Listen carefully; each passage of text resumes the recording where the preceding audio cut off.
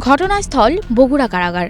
সময় রাত ৩:৫৬। এর মধ্যে ঘটল এক লোমহর্ষক ঘটনা।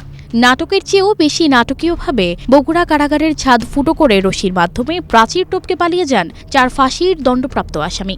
এভাবে কাটে ১৫ মিনিট। এবার সময় ভোর ৪:১০। আরও নাটকীয়ভাবে পালানোর ঠিক ১৫ মিনিট পরই পুলিশ অভিযান চালিয়ে গ্রেফতার করেন তাদের। জানা গেছে, বগুড়া শহরের চেলোপাড়া চাষিবাজার মাছের আড়ত এলাকা থেকে তাদের গ্রেপ্তার করা হয়। গ্রেপ্তারের পর তাদের গোয়েন্দা পুলিশের কার্যালয়ে নেয়ার কথা নিশ্চিত করেছে পুলিশ। বুধবার সকালে বগুড়ার জেলা প্রশাসক মোহাম্মদ সাইফুল ইসলাম গণমাধ্যমকে তথ্য নিশ্চিত করেন। ৪ আসামির মধ্যে রয়েছে কুড়িগ্রামের নজরুল ইসলাম মঞ্জু, নরসিংদীর মোহাম্মদ আমির হামজা, বগুড়ার ফরিদ শেখ ও মোহাম্মদ জাকারিয়া। গ্রেফতারকৃতদের মধ্যে ২৫ বছর বয়সী এক তরুণও রয়েছে। পুলিশ সুপার এ সময় বলেন, পালিয়ে যাওয়ার পরপরই জেলা কারাগার থেকে পাঠানো ছবি দেখে গ্রেপ্তারকৃতদের শনাক্ত করা হয়। গ্রেপ্তারের পর ৪ জনকে ডিবি কার্যালয়ে আনা হয়।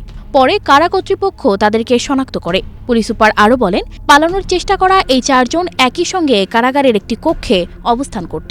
তারা পরিকল্পিতভাবে ছাদ ফুটো করে পরিধেয় বস্ত্র এবং বিছানার চাদর জোড়া দিয়ে রশি বানিয়ে দেয়াল টপকে করতোয়া নদী পার হয়ে পালিয়ে যায়।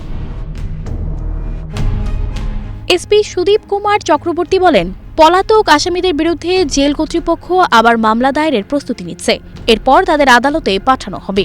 এর আগে কারাগার থেকে আসামি পালানোর ঘটনায় সকালে জেলা প্রশাসক, জেলা পুলিশ সুপার, ডিআইজি, প্রিজন সহ একাধিক কর্মকর্তারা ঘটনাস্থল পরিদর্শন করেন। এরপর একটি তদন্ত কমিটি গঠন করে জেলা প্রশাসন। সানজিদা রহমান, প্রবাস খবর।